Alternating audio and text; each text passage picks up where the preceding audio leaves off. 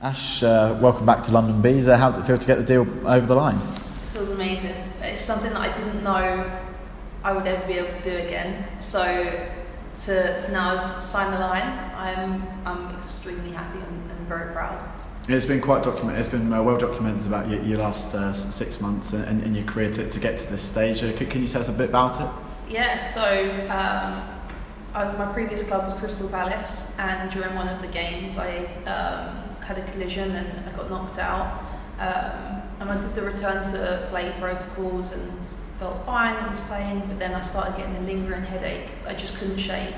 And it went on for a bit, so eventually I said something to the physio, and she was like, "You need to make an appointment with your GP and get this checked straight away, just to be sure." And I did, and I went for a CT scan, and by the time that I got the results, I was already back playing. So I felt fine, I felt completely normal, and in fact I did get cleared from that collision, but they found by accident something else, which was a brain AVM, and sort of all escalated from there, really. I mean, can you tell us what a brain AVM is? Yeah, so a brain AVM is a tangle of blood vessels in your brain that shouldn't be there. So where blood flows through quite smoothly on a normal blood vessel, mine was tangled. So where the blood was flowing in at a high pace, on one of the curves, a bulge formed, which is an aneurysm. So not only did I have a brain AVM, I had an aneurysm inside it as well, and that was the dangerous part. So it was basically accelerated, and I was passed on to the National Hospital of Neurology and Neurosurgery, London, and they looked into it more and said there's 3 options of treatment, but 2 of them we actually think are too dangerous for your case. So we're going to go with something called an embolization, and that is basically where they go through a blood vessel in your groin, and they feed a wire all the way up to your brain, and they shoot a bit of glue, and it's to seal off the aneurysm and the AVM as well. There was a 5 to 10% chance that I'd have a stroke or other complications, and unfortunately I fell into that 5% and I had a stroke. So from that point, obviously, to here now, how's that journey been, and what's it been like for yourself?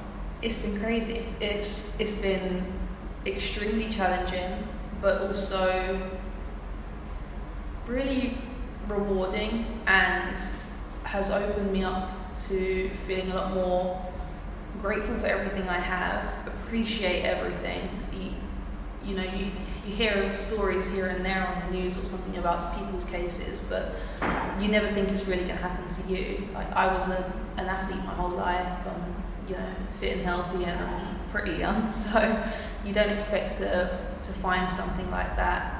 And then the worst thing, other than dying, the second worst thing happened. So as soon as I woke up, and I was paralysed on my left side. Of the most basic movements, they rate it out of 5, and my face had dropped, so that was a 1 or 2 out of 5. My leg was a 1 or 2 out of 5, but my arm was a 0. They said that I may never get it back, but because I'm young, and if I try and do the rehab, then I have more chance of it all coming back. And as soon as I heard that, I was like, okay, I've got this, I can do that. I've had other injuries, you do rehab or you don't get better. This is kind of the same thing. That's how I looked at it anyway. And yeah, I have amazing support around me. Family, friends, and even strangers that I didn't know have reached out to me. I was pretty vocal on social media about what's been happening, and all of that has made more of a difference than I think people will ever know, and it still does. So that's something I'm extremely grateful for. With people's support and me doing the rehab, I think that's combined to now achieve this, which is sign for a club, a competitive team in the 3rd tier, less than 6 months after having a stroke. You mentioned that obviously 6 months is quite a quick turnaround from what happened. How did it happen so quickly, and what do you think the key factors were to get into this stage here? Honestly, I really do think it was being in a sporting background really helped. I've had many experiences, unfortunately, with injuries, and I know that if you don't put in the work, you're not going to get better. And that was kind of the same thing. The difference was with this, I was never in any pain at all. It just, my body wouldn't do what I wanted it to do. So I had to learn to walk again, then eventually jog again, and my leg came back a lot quicker than my arm. It was actually like after 6 weeks, my physio said, "Are you going to go back to football training?" And I was like, huh? Because all I could do at that point was really light jog, just like 50 meters. But he said, "Well, are you in any pain?" I said, "No, I've never been in any pain since it happened." And he said, "Okay, well, go and try and do things. You won't know you can't do things unless you try them." So I reached out to Sean, and I said, "Look, this is the situation I'm in. Like, I know it's super early. I don't actually, in the back of my head, I always wanted to play. That was always the aim. But at that point, I could barely do anything. I didn't know if I could pass a ball. I wasn't sure of any of it. And Sean was more than welcoming and told me to come along and join in the things I can do and the bits I can't, practice on the side." So from a football perspective, I was already back training or trying to train once a week before my arm was even working. If I fell over, I would have been a bit in trouble. I wouldn't have been able to stop myself. But I think I got the balance right, and I've really had to learn to listen to my body. When I was relearning everything with the ball, I've had to do like 1,000 reps of a certain touch one way, 1,000 the other way, 1,000 of a pass this way. It's just making new pathways in my brain again. And obviously it would have been a really tough mental battle for yourself as well as physical to get to this point. And what was the key influences on bringing you through that difficult period? This one is a huge shout out to the nurse that was there at the time. So this was all in the middle of COVID as well. So my parents couldn't come in. I was in hospital and ICU and that for, I was in hospital for a total of a week, and I couldn't have my parents or family or anyone visit. So the nurse that was there when I first got told you've had a stroke followed that up with, "But you're young, you're likely to get it back if you put in the work, but it's going to be difficult." And I heard that there was a chance, and then, if I'm honest, from then I never thought that I wouldn't get it back. That mixed with, honestly, I can't even explain the amount of support that I've got from not only my parents, my brother, my sister, my family, and my friends, but like I said, other people and even strangers reaching out saying, "Oh, I've gone through similar," or "Keep going, you've got this." And it's really, I can't even put into words how much of that helped, just knowing that people are willing you to do well as well. I've still got a way to go. I do need further treatment, and I don't know how that's going to go. I'll find out more in a few days about risks and things like that. But for me, for now, I'm just really making the most of being. I never thought. Well, I did. I thought I'd play again, but it was very unlikely. There was a time it was very unlikely I was going to play again. So the fact that I can do that, I'm going to milk it, and I'm just going to play as much as I can, enjoy every second, and hope that the next treatment goes a little bit smoother and I can carry on playing for years to come. What have you learnt about yourself about over these last 6 months?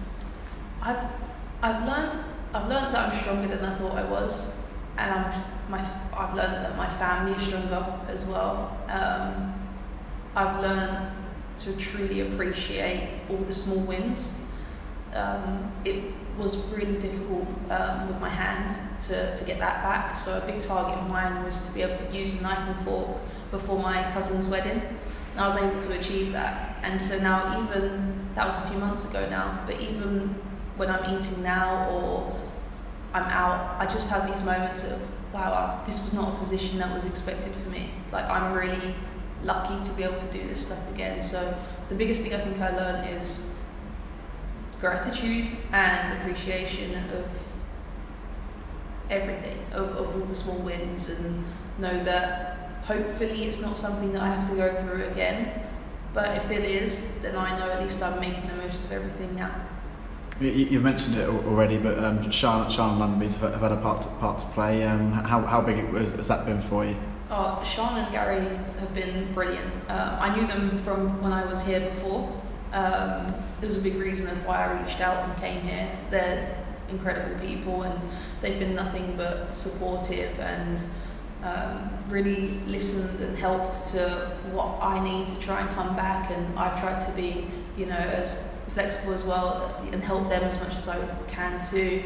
So to now sign and be able to put it out there and tell everyone of not only what now I've achieved, but what hopefully we can achieve together at Bees is really exciting. But yeah, I've got nothing but huge thanks to Sean and Gary, and hopefully I can do them proud while I'm here.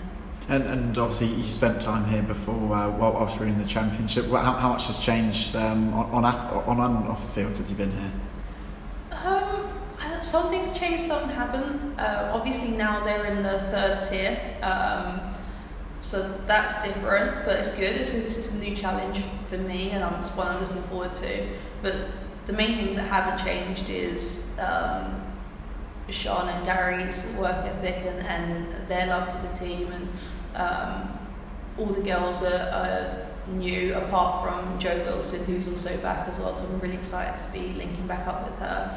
But the girls really need to have a shout out to, because how they've been with me, how patient they were when I couldn't do things, or sometimes I was breaking down drills because I hadn't quite learned that movement yet. How patient they've been and how supportive has really been incredible, and especially to someone that they wouldn't have known, they didn't know who I was, and it was a huge reason of why I decided to stay here too.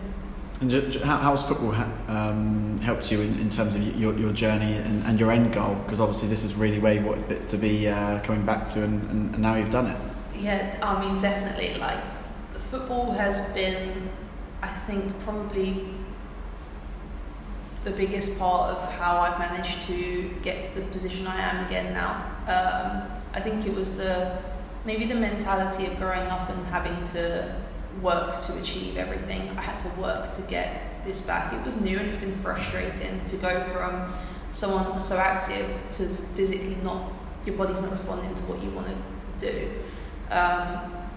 But the love of the game is what drove me on. I knew that I wanted to play again. I didn't know what level it was going to be at, and I would love nothing more than to try and play at the highest level possible that I'm able to do, and I'm going to keep working to achieve that, and I hope that I can really help with London Bees' position in the league and see what happens. And now you're back, what are your main ambitions? To start with, be in the squad, get some minutes. I truly am just so happy and grateful to be in the position I'm in, that I've said to Sean, I was like, I don't even care what position, I just am happy to be here. I'm going to give it my all, play my best. I'm improving each week, and I'm just excited now to get out there and get some minutes. And I'd be lying if I said I wasn't looking forward to the first goal, hopefully of many that I'll score. Oh yeah, I mean, you touched on it there. What do you feel like you're most looking forward to over the coming months here? Well, to be honest, the first thing is the very first moment that I step onto the pitch is a huge moment for me. I know that, but I make sure I'm not emotional when I've got still a game to play once I've stepped on it. So that would be a huge milestone and something that I'm really looking forward to. But yeah, the first goal would be nice, and just literally, I know it sounds maybe crazy to some people, but everything. Like, if I have a good pass, good. If I put in a good tackle, I'm just gonna really enjoy it and make the most of it. And I just the first goal is the one that I'm mainly after. But other than that, just anything I can do to good performance for the team and hopefully get some wins. Have you got a goal celebration already lined up? No, nothing in particular. Yeah, I'll have to go up with one. And obviously we're still lots of games to play and halfway through the season now. Where would you like us to be come the end of the season, and how can you play a part in that, do you feel? Good question. I mean, top half would be a good aim, I think. We're like mid-table at the moment, so floating around a little bit. So yeah, I would say top half at least. I mean, anything more than that would be brilliant. But yeah, that would be the main target, I think. And just finally, is there anything else you'd like to add, or a message to our supporters? I'm so happy to be back. I hope I can do everyone proud, and thank you so much for all the support that I've been getting and continue to get. I do have a journey still. I'm only halfway, but I'm just really grateful. Thank you so much, and I look forward to being back out there. Thanks for your time, and welcome back to London Bees. Thank you very much. Thank you.